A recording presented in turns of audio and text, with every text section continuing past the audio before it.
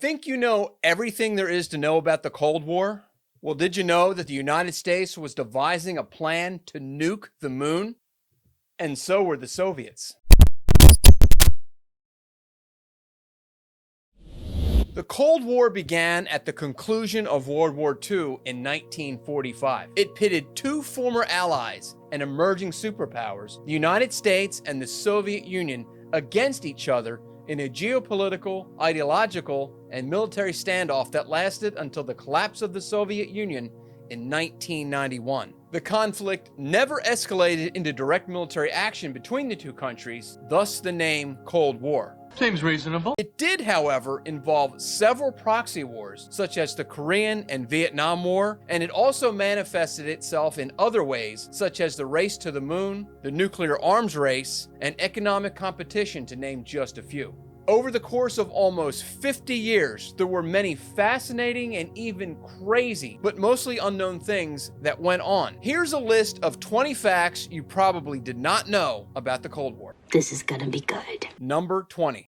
The term Cold War was coined by Bernard Mons Baruch. He made his fortune on the New York Stock Exchange and became a statesman and advisor to several presidents, beginning with Woodrow Wilson. Baruch famously stated, "Let us not be deceived. We are today in the midst of a Cold War. Our enemies are to be found abroad and at home." Number 19.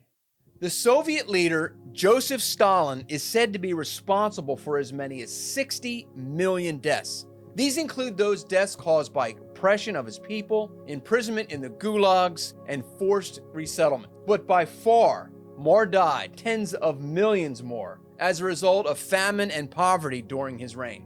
Number 18. In 1956, President Eisenhower signed a resolution that made the phrase, "In God We Trust," the official motto of the United States. It was done to contrast the Soviet communist system, which denied the existence of God and repressed all religious activity. Around the same time, "In God We Trust" was added to the Pledge of Allegiance for the same reasons. Number 17.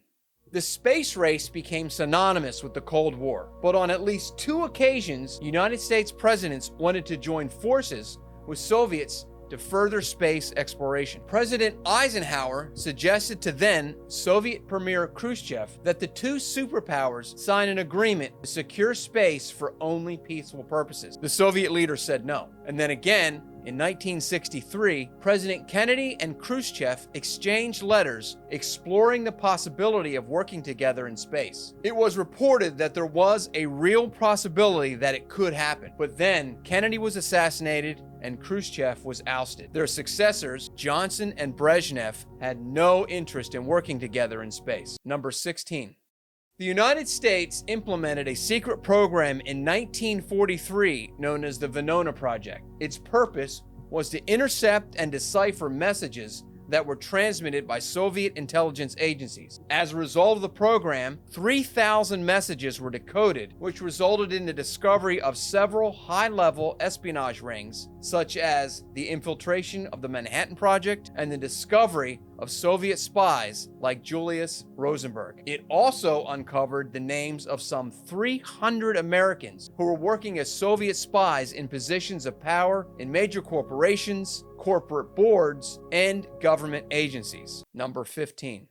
In 1958, the United States considered detonating a nuclear bomb on the moon. Are you kidding me? Known as Project 119 and run by the Air Force, it was hoped that by nuking the moon, domestic morale would be boosted and the nuclear capabilities of the United States would be seen by the Soviet Union as far superior. It was canceled after the risks were deemed to outweigh any perceived benefit. Number 14. Shocker. The Soviets had the same plan to nuke the moon. Theirs was codenamed E4 and never came to fruition because the Soviet rockets at the time were less than reliable. The powers that be didn't want a chance putting a nuke on top of a rocket only to have it fall back to Earth and detonate on Soviet territory. Number 13. The CIA conducted mind control experiments on US soldiers using LSD. It was also tested on biochemist Frank Olson, who a few days later mysteriously jumped to his death from the 13th floor of a New York hotel. Allegedly, they did the same thing to a small town in France. Number 12.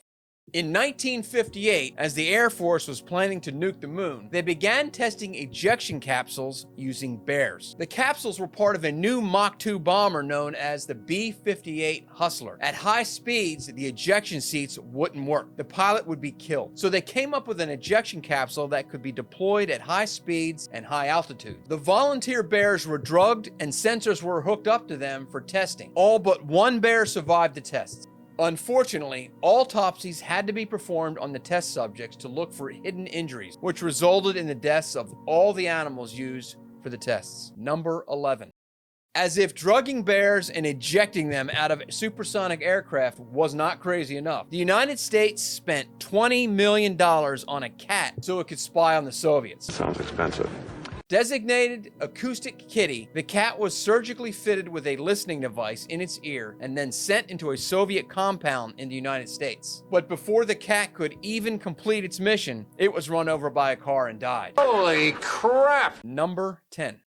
In 1983, we were all almost nuked, if not for the quick thinking of a low-level radar operator in the Soviet Union. Stanislav Petrov was monitoring an early warning radar station when the system indicated that the United States had launched 5 ICBMs at the USSR. Petrov, not believing that the radar return was real, just sat there and said nothing. Had he reported it, the Soviets would possibly have retaliated with their own nukes, setting off a catastrophic chain of events. Several minutes after the initial reading of incoming missiles, Petrov discovered that the radar was malfunctioning. Number 9. During the Cuban Missile Crisis, the Soviets were positioning nuclear missiles on Cuba only 90 miles away from the United States. That part is well known. But what isn't so well known is that there were Soviet submarines near Cuba with the authorization to deploy nuclear torpedoes without direct approval from Moscow. Number 8. Prior to 1983, only the military had GPS technology, but after the Soviets shot down a Korean commercial airliner on its way from New York to Seoul, which they believed to be a spy plane, President Reagan made the technology available to anybody in the world who wanted it. Number 7.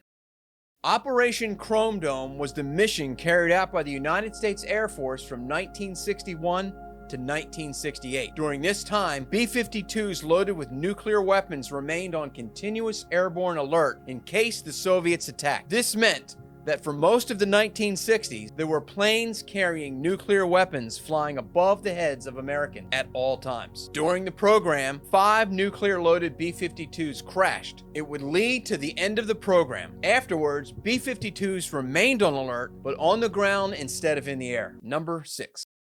In one county in Indiana and 2 counties in Utah, school children were tattooed with their blood type to enable rapid transfusions as part of a walking blood bank program. The thought behind it was that in case of a nuclear attack, the individuals would be informed of their blood type and the local communities would have a list of possible donors. In 1955, a child was born in Milford, Utah, and within 2 hours, he was tattooed under his left arm. He's believed to be the youngest baby to have this done as part of the program. Number 5.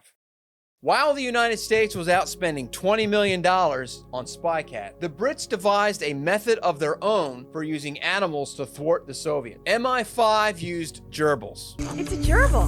Gerbils have the ability to smell sweat easily. Humans, who are potentially up to no good, sweat and release an adrenaline scent. So, in an effort to catch those with nefarious actions at airports, the human scent-smelling gerbils were left at the ticket counter. If they smelled something that was afoul, they were trained to push a lever which would notify the appropriate authorities. Number 4.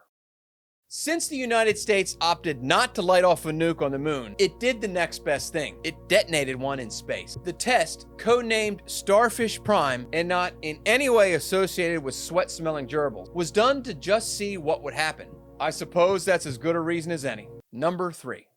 While the United States can claim to have landed the first human beings on the moon, it was the Soviets who actually landed successfully on the lunar surface. In 1959, Luna 2 landed on the moon, or more accurately, crashed on the moon. Luna 9 was the first successful landing on the moon and transmitted the first images from the lunar surface. Number 2.